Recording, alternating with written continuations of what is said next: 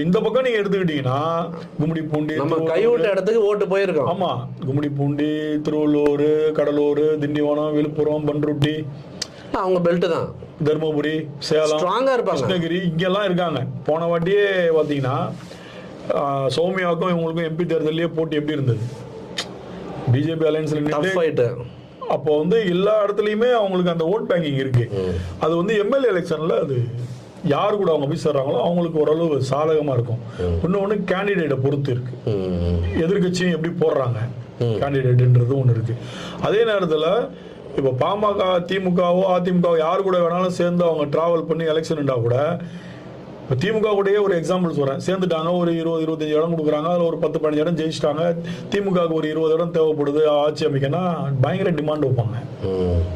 துணை முதல்வர் கூட அன்புமணிக்குன்னு வாங்க, ஏடிஎம்கே கூட அதே 15 ஏடிஎம்கே தேவைப்படுது.